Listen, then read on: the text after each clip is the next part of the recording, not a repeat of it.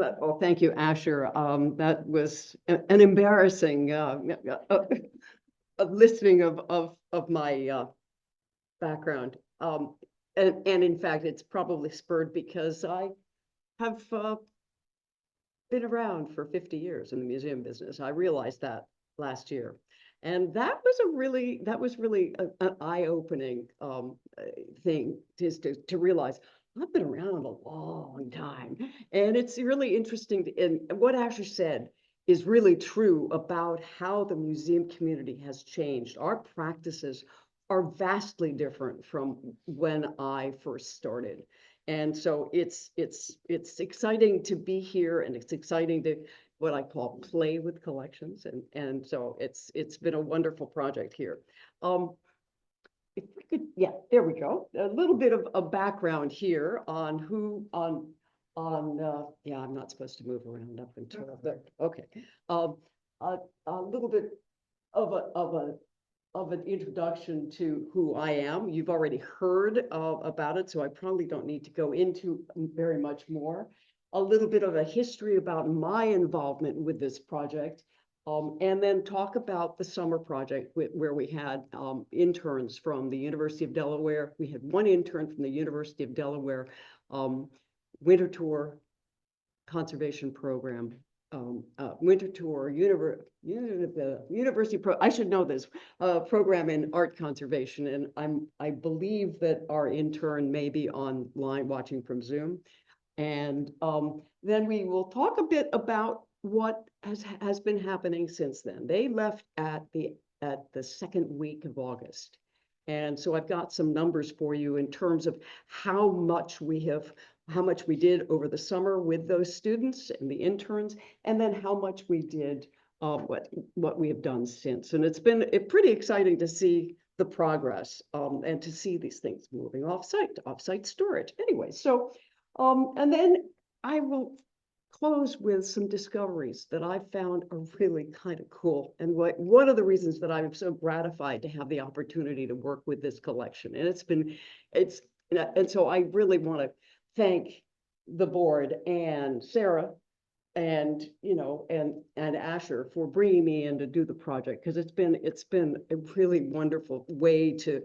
sort of wrap up a long career. I'm kind of easing into retirement. I will admit that's the first time I've admitted it in public. It's now being recorded, so yes, gradually receding into retirement. So I am, as I said, I'm a conservator in private practice. I started my career as an apprentice, learning how to mount Japanese paintings. I was a scroll mounter. I was an apprentice as a scroll mounter. I learned how to handle large sheets of paste wetted paper, kozo paper, which is a Japanese mulberry paper, and worked with textiles there. I evolved over time, started my career at the Metropolitan Museum of Art, moved as an apprentice there, was hired by the Museum of Fine Arts, Boston, and worked there both in the Asian Paintings Conservation Lab studio, and also had been hired because they wanted me to assist with relocation of the collection in time for the renovation of the Asian wing. And I got involved in planning storage and planning the relocation of the collection. And that is just working on a collections level is so much fun. It's exhausting, but it's so much fun. And over the years, I have evolved from doing straight treatment to what is known now as preventive conservation. I had one of the very first practices in preventive conservation. It's now an established field where they are training students at winter tour in preventive conservation. And what we do is we minimize the risks to collections and cultural heritage materials. And the risks are up here on the board. These were developed by the Canadian Conservation Institute, and they were evolved by the American Institute for Conservation. It's now being generally accepted throughout the museum community that if we can prevent damage to our collections from these agents of deterioration, we can have them live with us for a longer period of time.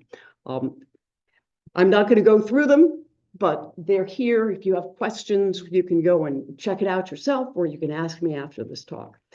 So I'm interested in mitigating the risks to collections, either through proper handling, proper storage, proper exhibition, and proper design of facilities. And it's either new construction or a renovated facility. I also work on providing guidance to my clients in how to care and best care for these things. And one of the things that I think is so absolutely critically important is that there's collaboration with collection stewards. I come in for a very short period of time working with collections. The stewards, you, the board members, the community associated with this organization, you're going to be there for the future, and you are the real owners, and we must collaborate. Right? I must collaborate with you to come up with a way to preserve and care for your collections that's within your capacity, personnel, financial, facilities, all of the capacities that are there. So it's really important to me that we have an ongoing communication and collaboration in this.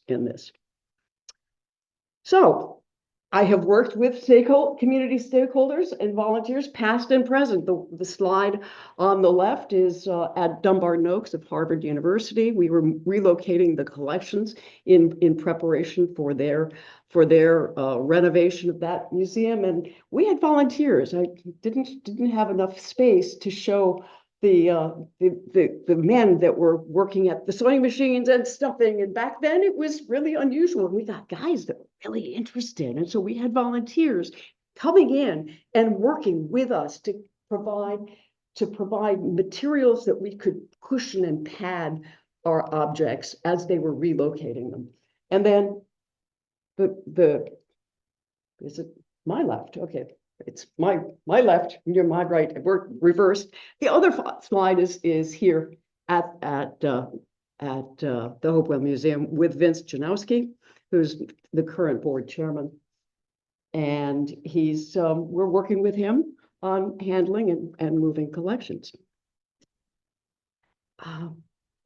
So my history of the project. Sarah called me up in the summer of 2023. And said, Wendy, I need your help. I'd known Sarah since about 10 years prior to that, when Sarah was at Wilson House, and I was organizing. I was the lead on a project that was funded through the Institute for Museum and Library Services to do a comprehensive conservation plan for the Woodrow Wilson House. And also subsequent to that, I had done a conservation assessment at Lawrenceville School and got to know Sarah again through that. So Sarah called me up out of the blue. I hadn't heard from her in a long time, saying, Wendy, I'm going to scare you. I hope you don't get scared. I really need your help. And so in the fall of 2023, I was in the area doing a project at another organization, and stayed on an extra day and visited the museum. And it happened to be an in-service day for the museum, and I got to meet many of the board members that were working that day and got a tour. And I'll tell you, I was so excited and thrilled to see the level of commitment and the level of involvement of the board members and the volunteers that were there, following appropriate museum protocols for documenting collections, for packing collections in an efficient, really well done manner. So I said, well, this seems like a good fit here. So we spent some time thinking about what to do. And this is the past slide. This just shows you what the example is of what we were dealing with collections that had been stacked up and not cared for many, many years. And over the winter and spring of 2024, I was thinking about it, had numerous phone calls with Sarah and with the former board chair, Joe Klett, about how to address the project, because these are really important collections for the community. It's also actually what we found are really cool, not just to the community, but for the development of garment and textile history, and that was really cool. I have had an ongoing relationship with the University of Delaware Winter Tour program in art conservation for a number of years. Have had one intern prior, and I contacted the head of the lead instructor on preventive conservation, Joelle Wickens, and said, I think I have a project that would benefit for the organization, but also for your interns. Let's talk, and got permission from Sarah to share the photographs, and I sent them to her, and she says, oh yeah, this is a great project. I think I have a student who will be perfect for this. So over the subsequent months, we developed a program, and we put together a team of students, and Bin-An Nguyen is the student to my right, I guess, in this photograph. Oh, he's turned around back. And then the other two is Ana Maria Cuevas, who came all the way from California, and Jack Kramer is a friend of a board member. And so we put together this team, and Bin-An wanted to have the experience of running a team. And so she and I built a program of how to properly document, clean, photograph, and eradicate the pests that were in this collection. And so we got started first week of June in 2024, the summer of 2024, and worked until the first or second week of August. And the process was quite interesting. Ana Maria has gone on to work at the Cleveland Museum of Art, and she will be starting in the fall at the Getty, in a program at the Getty Conservation Institute. And so I'm so proud that she had this opportunity here to get her hands on and really working with textiles, and the fact that, you know, we're able to launch a new intern, new professional in this. And Jack is decided not to pursue his graduate studies for now, but he's going to be working for a while, and after he graduates in the spring. So we worked, and you can see objects behind us where they're all frozen. They're all awaiting being packaged and transported. So let's talk a bit about the process. And you'll see that there will be some images of both people and of the objects that we worked on. This is a coat, and I believe this is not the Voorhees coat. We have some really interesting coats here, jackets, coats, men's garments, women's garments that are documented and associated with people. So the process, what is it that you have?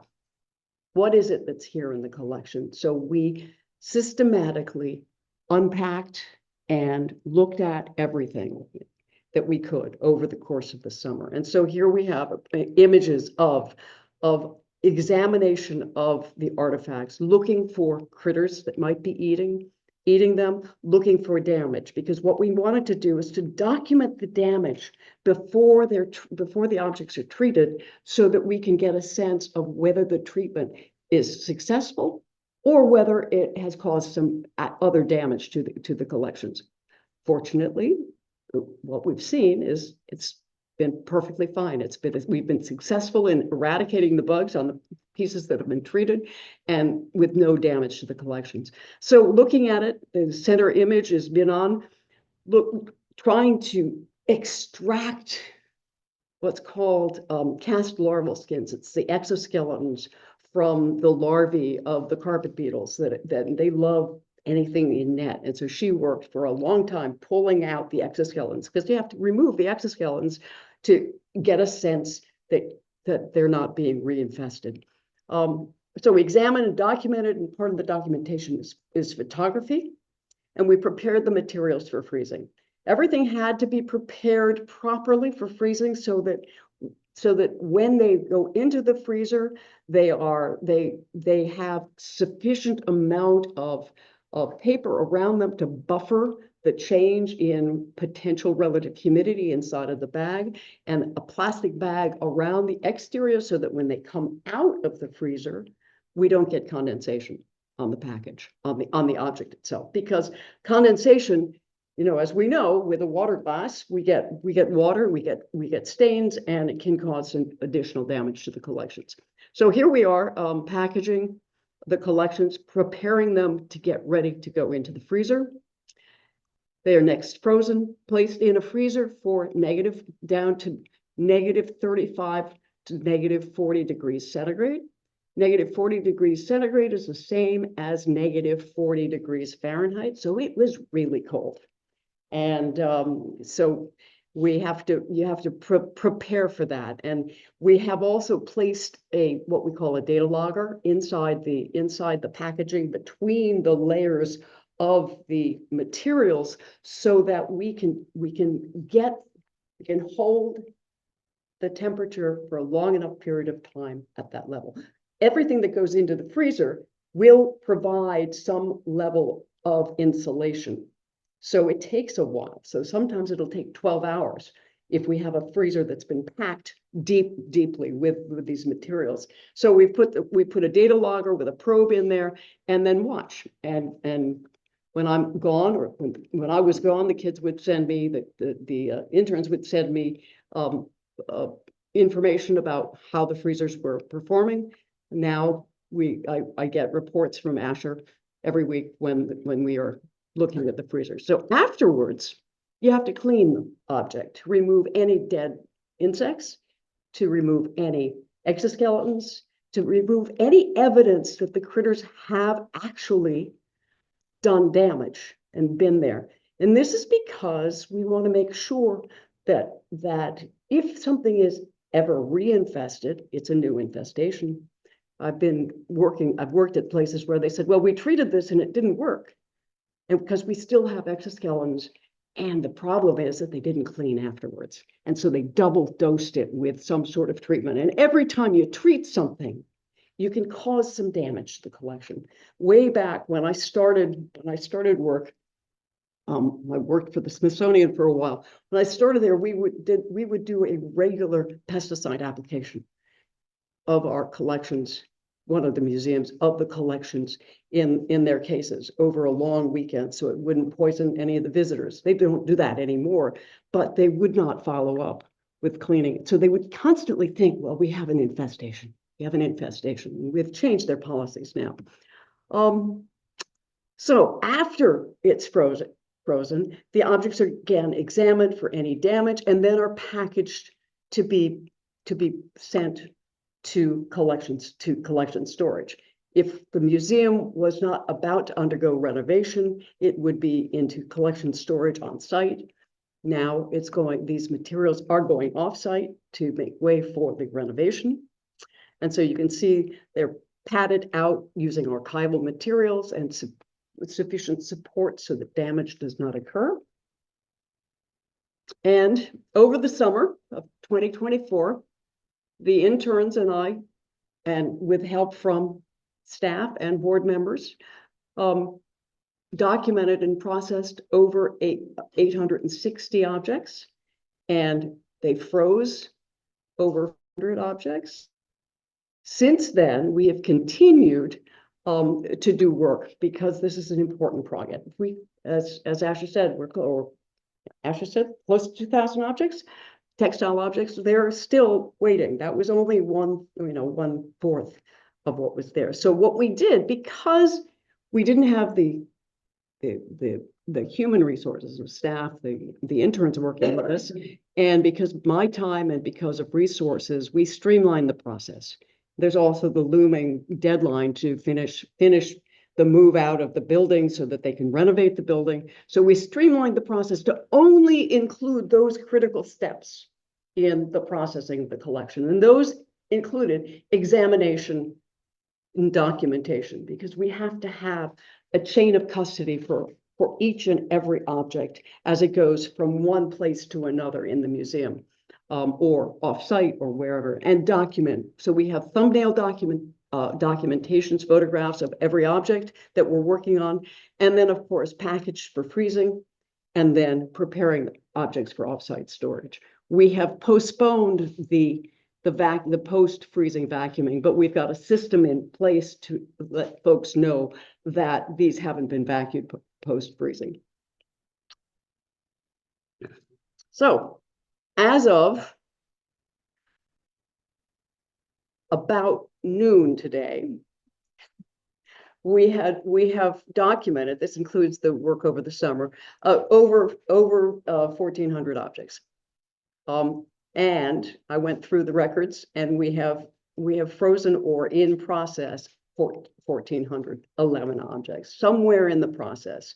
And it's pretty exciting to see these numbers, that, you know, the amount of time, and that the system really has worked. And it's been fun to see, you know, to examine and to see these objects, to see how we are moving things out of the building and how we are really making progress here. So I've been coming back pretty much once a month since October, for maybe anywhere from 3 to 5 days at a time, and working with board members and working with staff to work on the collections.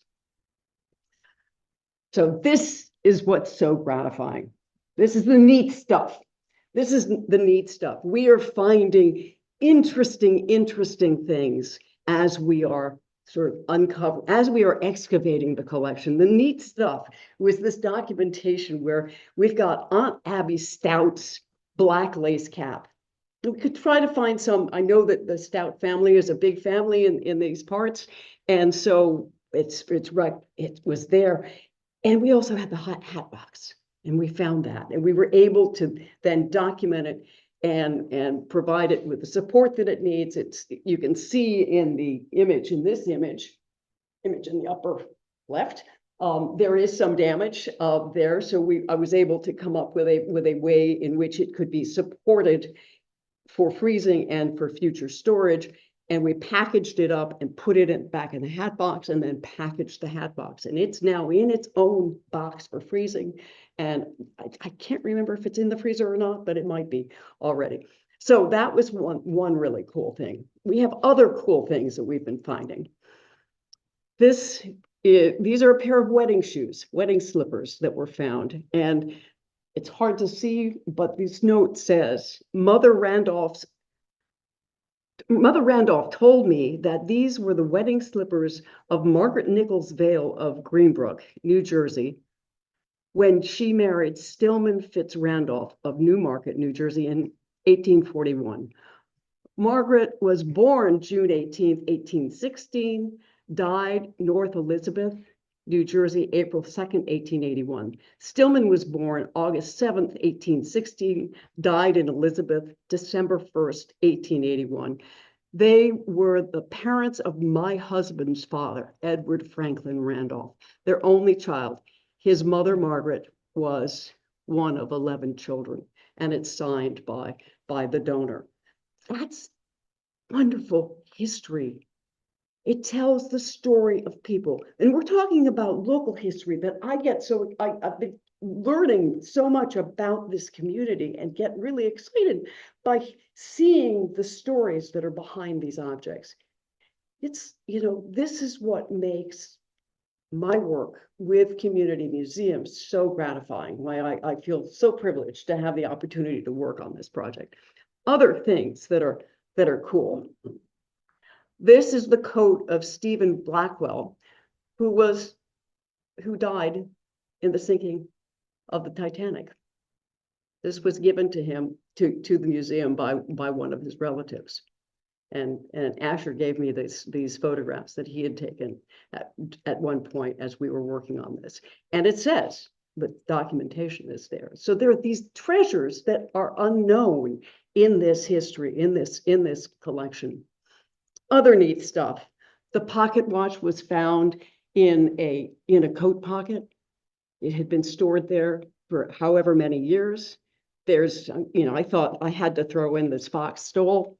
And what's interesting is you can see the glazed eyes. That is it's an early plastic that has really started to deteriorate. But you can see it was well loved, well worn. And then this little tiny image down there, it says, the nightshirt Fred wore first night when we were married. I mean, things like that, it just makes, it makes the community come alive. And that's not, we've kept finding things like that made it so wonderful.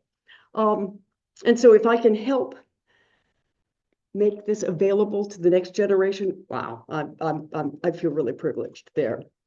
Also, other neat stuff is, how are things constructed? This is the exterior. You can see the exterior of this bodice and the inside. This is handmade. This is handmade with the boning that's there. As part of, over the summer, last summer, the 24th of 2024, I actually had an opportunity to go visit the DAR Museum, and they are showing garments like these inside out in their exhibition so that people can understand how they were constructed. And that's an opportunity that you have, because some of the techniques that we discovered in the museum were really worth knowing about. And of course, we keep on talking about, I wish we had clothes like this. I wish we had the time to work on things, to develop things, to develop materials like this. And then there's the beautiful stuff. These are two recent, the first two things that I saw this week when I arrived. The image on the right image, I'm not going to even try right or left right now, but the image with the orange and blue flowers is a bathing suit cover-up. It is the finest silk. It is really, really fine silk. And what I found so remarkable was the pattern of the printed on the textile. It was very much like the Japanese patterns. So we're looking at the influences of other cultures, other communities coming to and being owned by residents of the Hopewell Valley. And then we have the flapper dress on the other image there. And I have a close-up of both of those, because what that one has is a floral under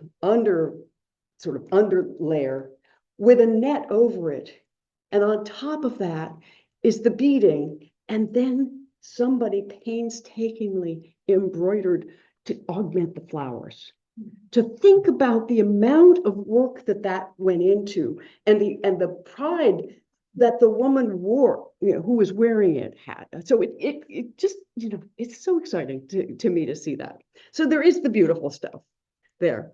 And there's more. There's more. We have these shoes that we've recently discovered. They are leather shoes, but they are covered in velvet and then embroidered. And then the jacket and the detail on the jacket itself is pieced together and absolutely gorgeous. The fabric is gorgeous. But what struck me were the buttons. And the buttons are spectacular. So, I'm a conservator. I'm not a cultural historian. I don't know a whole lot other than how things are made and how things deteriorate. But just to be able to see these things and to appreciate, how these were used and developed and worn. And then the neat and beautiful stuff together. And this is a pincushion there. This is actually a pincushion sewing bag that we found in this trip here. And it says, and I don't have my notes, and I didn't write this down, so you can't push me. You can't sort of prod me with give me the cue, but it's it's constant in love and sincere in friendship. So it was made for somebody, and it's clear that it's been used. It's also been deteriorated because it is silk. It's been eaten by critters, but you can see where the pins went in for the pin cushion, and it's been used. But it's just this wonderful little gift that somebody gave to the owner of this. The braid around the fish form is a silver braid, and it's just I don't know anything about its history or its background. There was nothing associated with it, but it's beautiful, and it's really cool. It was really neat. So I want to thank the Hopewell Museum staff for welcoming me and for being there. I mean, Asher and Bonita and Carol have just been constant, companions as we've been working on this project, and it's always something new. And it's always fun. Also, this is Asher sent me this image today, which I didn't have in my images. This is the first piece that we looked at when I first started the project. So it's pretty cool to have that. I also want to thank the board and volunteers. Sarah, of course, has been just, it's a privilege to know you and to be able to work with you. But Joe Klett and Vince and Doris and Doug, of course. Doug, it's been so much fun. I keep on telling Doug that I'm gonna make him process bonnets with me until the cows come home. But he's been helping me with processing and documenting. Annette and Cynthia and Bev and Eric and Mary Lynn has helped keep us comfortable in the spaces. And then I think it's really important and this is a hat that we found this week. And then to the intern team, I think a lot has to be said about their work. They were instrumental in making the process work. Binan has a great career ahead of her, as do Anna Maria and Jack. And again, Joelle Wickens, Dr. Joelle Wickens, who is at the Woodpack program, was enormously helpful. She came and visited, and this is Joelle here talking with the interns as we were working on something, and she helped, and she actually got to play with objects, which was really wonderful for her because she mostly teaches and mostly administers. So it was really great to have her there working and talking about how things were made. So are there any questions? Yes. Once you freeze the critters out, Yep. how do you keep them from coming back? That's a great question. That is an excellent question. So I am a firm believer that, sadly, the bugs are gonna win, but we can make it really difficult for them. And the way that we make it really difficult for them is good buildings, good enclosure inside the buildings, and then good enclosure for cabinetry, and knowing what are those things that the critters want to eat. I mean, when I was doing assessments and doing particularly pest management assessments for natural history museums and for other museums, I'd ask them, do you have any beaver? Do you have any beaver tails? Do you have any fish? Do you have any certain types of animals have oils and fats in their bodies? And so things like that, you need to make sure that they are stored in a container, and a container can be a storage cabinet that's got a good gasket. It also helps to have appropriate environmental control. I mean, there is a certain sweet spot where the critters will survive, but they will also, you can slow down their doing the damage if you have cooler temperatures. They like being warm, and they like high humidity. So good building maintenance, good tight buildings, good tight separation between different types of functions in a building, so that you don't say, some museums will have a day where members of the public will bring in something for examination. What is it that I have? Can you tell me what it is? Oh, well, we have things in our collection that's very much like it. And they bring the object out. Well, we don't know what the conditions are in the person's home. They could bring in the critter with them. So setting up a space in the museum where you're not sharing the bounty, say, of what's being brought in from home is a really good practice. And then ongoing housekeeping, ongoing examination, knowing what are the things that the critters really want to eat, like the beaver tails and some of the other types, feathers, silk, wool. They don't generally go after cotton. unless it's been soiled in some way, unless it's got food products, separation between food areas and non-food areas, so that you've got these zones that are clean spaces for collections. And then having a facility that if you find something, and it's good management practice, if you find something, you've got the opportunity to eradicate it right away, to deal with the problem. Again, carpeting is a no-no in museum buildings, because it can harbor dirt and dust, and a lot of it's wool, and it becomes a nutrient source for critters. Other questions? I have a 250-year-old house, so this is my daily Mhm. issue. But I have a freezer. Yay. Sweaters. But a gentleman once said to me that the only way to deal with clothes moth larvae is to have just 2 sweaters, one to wear and one to use. Oh, yeah, that helps. That helps. I have a conservation colleague who does take interns and takes and visitors. She will not let anybody wearing wool into her lab because she's a textile conservator and she does not want to have the potential. One of the things in an old house to be aware of is that the critters that eat wool, the critters that eat other things, they can live in the birds' nests or rodents' nests that are in your house. So good sort of hygiene around your house is really important. There's a lot of stuff that you can do that helps to preserve the building, keeping things away so the critters can't get in there. But anytime you see a bird's nest, it's too bad, birds, don't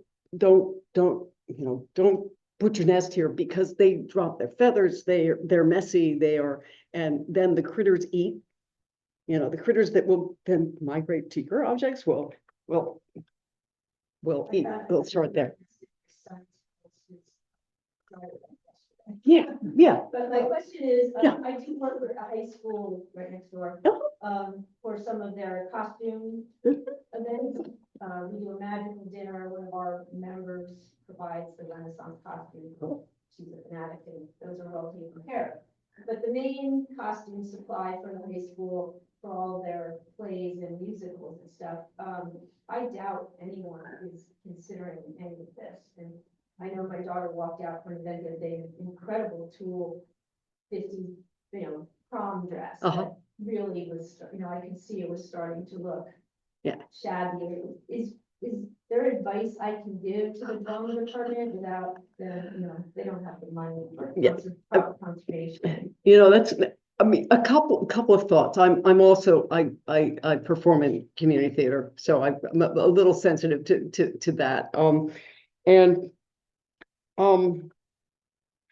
I think one of the things that I've learned is to make sure that the kids don't eat in their costumes.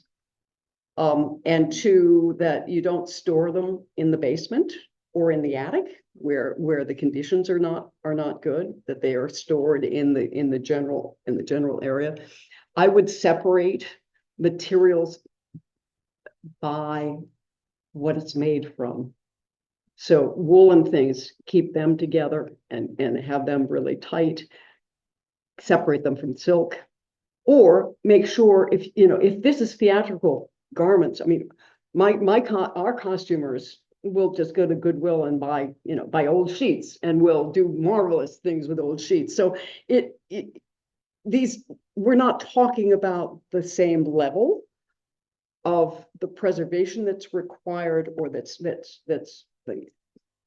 desired for a museum collection, but I'm mindful of the need to spare resources. Every now and then I just see a costume now and thinking, oh, that's not a Right. And sometimes finding that to come out and finding somebody that can replicate it in a material that's not going to get eaten. That's the other thing.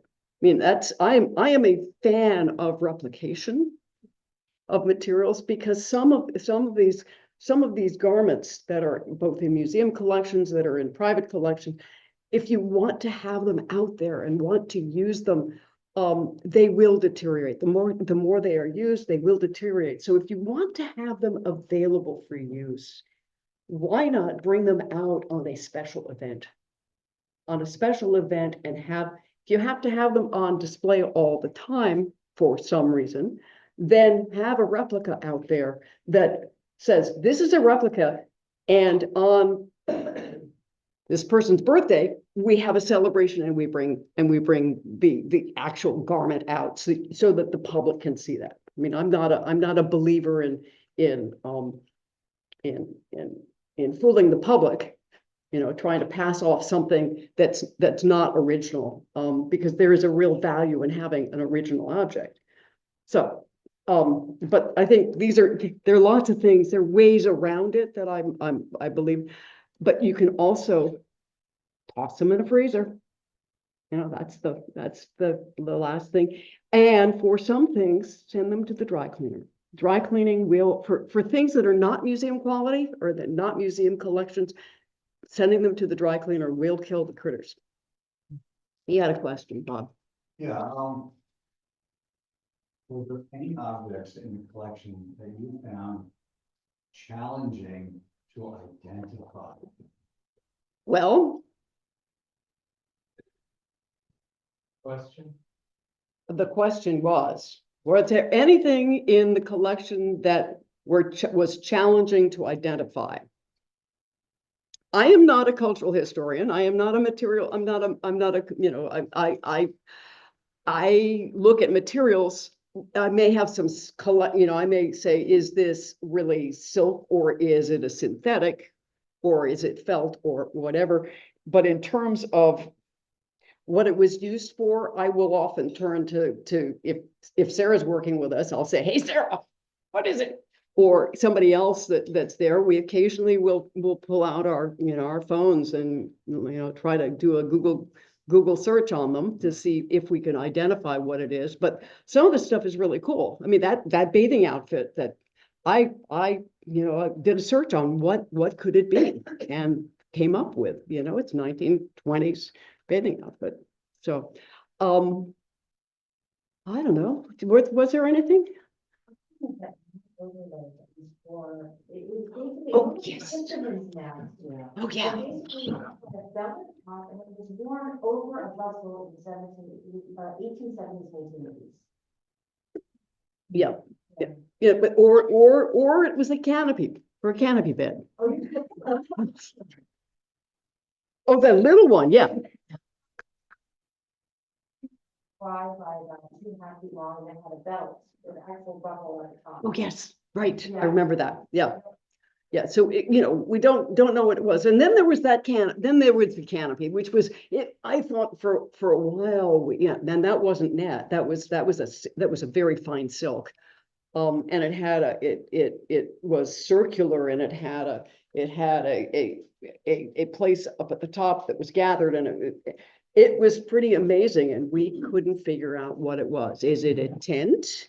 Certainly wasn't a garment that anybody could possibly wear. Was it a parachute? I don't think so. It wouldn't have helped anybody come down out of the sky. But it was a fascinating thing. And so Sarah, sent me some photographs. Could it be this? And we looked, online for bed canopies and whatever. Unknown things. We have no idea sometimes, and that's okay. And that's okay because eventually we may find out what it is. Yes. Piece of linen that's painted that was from Sweden. Uh-huh. It was framed for a long time and they're not very good frame, so I don't know how much it deteriorated. I don't know what to do with it. Uh-huh. Do you want to continue to enjoy it? Yeah. Okay. So you're thinking about having it reframed? Having it framed. Okay. Should it be cleaned first? Has it had glass on it over the front? Yes, Okay. but it had like a cardboard backing, so I think that's probably what it is. Likely, yeah. Many commercial frames, unless they are made with what, museum quality materials, can leach, are made with acidic compounds. And so they can leach the acids into a material like that. I would, because it's painted linen, I would actually contact and get the advice from a paintings conservator to see whether or not it needs to be conserved, to be treated. However, that could be pricey. Just changing out the back to a museum quality backboard will help, and making sure that it's glazed. The other thing with it is to make sure that it's not hung over a fireplace or in direct sunlight, or in a kitchen where it will get smoke or some, the pollutant damage there. And sunlight will cause damage. I mean, it will fade it and yeah, Fading. yeah. Do you do something like that, or you? I do not, I don't do treatment anymore. I just do planning, so I don't maintain a studio. I have observed, I've looked at things, but I don't, I can say, well, this looks like this is what's happening to it, but that's why I refer you to a paintings conservator, and the American Institute for Conservation has a referral service. So if you go to culturalheritage.org, and you're seeking for a conservator, you can find someone that will do treatment or consultations on that. I can consult on where it's best to put it in your house, or how do you avoid the damage from happening? How do you store it? What's the best storage that it could be given? And I get involved in, as in the introduction, I do get involved in building planning so that we, provide a good facility for collections, but I don't do treatment anymore. You're welcome. Other questions? Anything from online? Thank you. Oh, great. Wendy? Yes. Michael, I can't see you. Michael, hey. Early in your presentation. Yes. You had a pair of images, and you were talking about the exterior and the interior differences in a garment. I think it was a woman's jacket. Yes. What were those vertical pieces? What, the white things? Were they bones? Those were the bones. Those were the stays. Yeah. Yeah. I mean, that's what's so cool about this about this project is that we were able, and what a great opportunity for students, for the interns and for students to have a chance to look at how something was made, and sometimes, and the different types of bones that were there. I mean, some of them were natural, some of them were metal.